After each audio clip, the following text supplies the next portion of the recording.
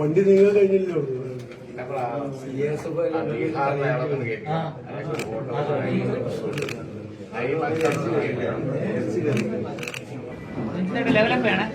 ഞങ്ങളെ CM ആയതിനു ശേഷം ആദ്യം കാണുകയാണ്. വലിയ സന്തോഷമല്ലേ?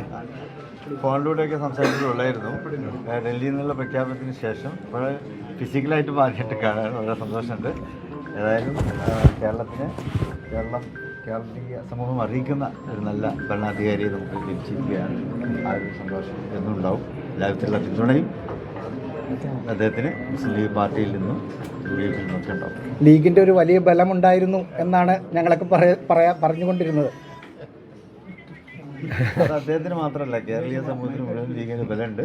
അപ്പോൾ അദ്ദേഹമാണ് കേരളീയ സമൂഹത്തിൻ്റെ ബലമായി മാറിയിട്ടുള്ളത്. ഞാൻ അദ്ദേഹത്തെ കാണാൻ വന്നത് പാണക്കാട് കുടുംബവും അതുപോലെ മുസ്ലിം ലീഗുമായിട്ടും വർഷങ്ങളായി അടുത്ത ബന്ധമുള്ള ഒരു വ്യക്തി കൂടിയാണ് ഞാൻ. രാഷ്ട്രീയ പ്രവർത്തകനാണ്. ഇന്ത്യൻ യൂണിയൻ മുസ്ലിം ലീഗ് നമ്മുടെ UDF രാഷ്ട്രീയത്തിൻ്റെ ഏറ്റവും വലിയ ശക്തി കേന്ദ്രം കൂടിയാണ്. ഞങ്ങൾ ഒരു കാലത്തും ഇല്ലാത്ത തരത്തിൽ ടീം UDF ആയിട്ടാണ് പ്രവർത്തിച്ചത്. നിങ്ങൾക്ക് എല്ലാവർക്കും അറിയാം, ഒരു പാർട്ടി പ്രവർത്തിക്കുന്നത് പോലെയാണ് അസംബ്ലിക്കകത്തും പുറത്തും പ്രവർത്തിച്ചത്. അതിനെല്ലാം എല്ലാ പിന്തുണയും തന്ന ഒരാളാണ് അഭിവന്ദ്യനായ പാണക്കാട് സാദിഖ് അലി ശിഹാബ് തങ്ങൾ. അദ്ദേഹത്തിൻ്റെ പിന്തുണയുണ്ടായിരുന്നു. പിന്നെ അദ്ദേഹത്തിൻ്റെ നമ്മളെടുത്തൊരു അതിശക്തമായ ഒരു മതേതര നിലപാടുണ്ടായിരുന്നു. അത് കേരളം അംഗീകരിച്ചു. ആ മതേതര നിലപാടിൻ്റെ പിൻബലവും അദ്ദേഹമായിരുന്നു. എത്ര പേരാണ്, ഞാൻ അവരെ ആരെയും പേരെടുത്ത് കുറ്റപ്പെടുത്തില്ല, അതിൻ്റെ സമയമല്ല. കേരളത്തിലൊരു വിദ്വേഷ പ്രചരണം നടത്തി ഭിന്നിപ്പുണ്ടാക്കാൻ പല ശക്തികൾ ശ്രമിച്ചു. മുനമ്പം വിഷയത്തിലുണ്ടായിരുന്നു, പള്ളുരുത്തി വിഷയത്തിലുണ്ടായിരുന്നു. എന്നെ അക്ഷരാർത്ഥത്തിൽ വിസ്മയിപ്പിച്ചുകൊണ്ടാണ് ആ സമയത്തെല്ലാം മുസ്ലിം ലീഗും തങ്ങളും സാദിഖ് അലി തങ്ങളും എടുത്ത നിലപാട് ഞങ്ങൾ പറവൂര് മുൻ ധനകാര്യമന്ത്രിയായിരുന്ന KT ജോർജിൻ്റെ നാമധേയത്തിലുള്ള അവാർഡ് സാദിഖ് അലി തങ്ങൾക്ക് ഞങ്ങൾ കൊടുത്തത് ആ മതേതര നിലപാടിൻ്റെ പേരിലായിരുന്നു. നമുക്കറിയാം, ബാബറി മസ്ജിദ് സംഭവം ഉണ്ടായിരുന്നപ്പോൾ ശിഹാബ് തങ്ങളെടുത്ത നിലപാടിൻ്റെ പിന്തുടർച്ചയായിരുന്നു ആ മതേതര നിലപാട്. പള്ളുരുത്തി വിഷയവും മുനമ്പം വിഷയവും ഒക്കെ കേരളത്തിൽ വേണമെങ്കിൽ ആളിക്കത്തി ശത്രുത ഉണ്ടാകാമായിരുന്നു. അതിൻ്റെ തീ കെടുത്തിയത് അദ്ദേഹമാണ്. അങ്ങനെയുള്ളൊരു ബഹുമാനം കൂടി. അപ്പോൾ UDFൻ്റെ അതിശക്തമായ ഒരു മതേതര നിലപാട് എടുക്കാൻ നമ്മുടെ കൂടെ നിൽക്കുന്നതാണ്. ഒരു വർഗീയ വിദ്വേഷം വരുന്ന ഒരു പരാമർശം പോലും ഒരു മുസ്ലിം ലീഗ് നേതാവ് നടത്തിയിട്ടില്ല. തെരഞ്ഞെടുപ്പ് ഇപ്പോഴും പ്രചരണം നടത്തുന്നുണ്ട് കുറേ പേര്. തെരഞ്ഞെടുപ്പ് കാലത്തും അതേ പ്രചരണമായിരുന്നു. അതിനൊക്കെ ഞങ്ങൾ ശക്തിയായി നേരിട്ടു. ഞാൻ ഇന്നലെയും ചോദിച്ചല്ലോ ഒരു ചോദ്യം, ഇന്ത്യൻ യൂണിയൻ മുസ്ലിം ലീഗ് ദുർബലമായാൽ ആ സ്പേസ് ആര് കൊണ്ടുപോകും എന്നുള്ളൊരു ചോദ്യമുണ്ട്. പിന്നെ കേരളം ഉണ്ടാവില്ല. അപ്പോൾ അതുകൊണ്ട് ഞങ്ങൾ സഹോദര സംഘടനകളാണ്, ചേർത്ത് നിർത്തും. ഞങ്ങളുടെ ചില സ്ഥാനാർത്ഥികൾക്ക് അവർക്ക് മേധാവിത്വമുള്ള സ്ഥലത്ത് നമ്മൾ അറിഞ്ഞിട്ടില്ല, അവർ കൊണ്ട് ജയിപ്പിച്ചിങ്ങോട്ട് തന്നു.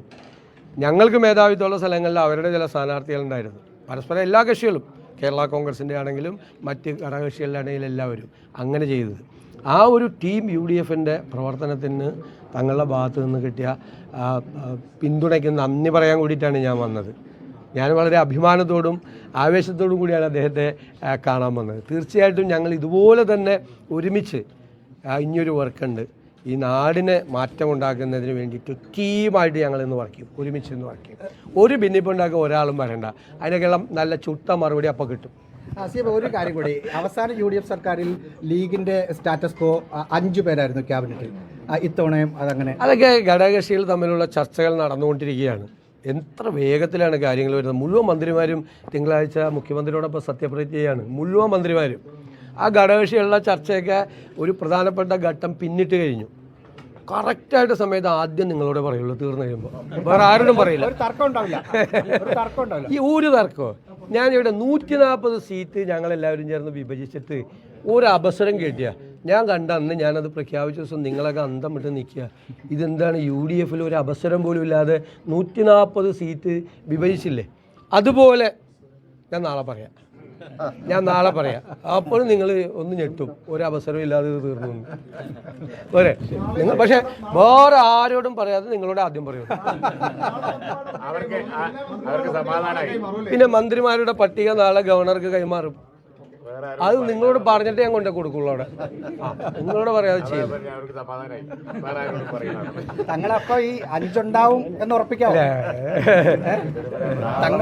നാളെ ഉണ്ടെങ്കിൽ ഉണ്ടാവും.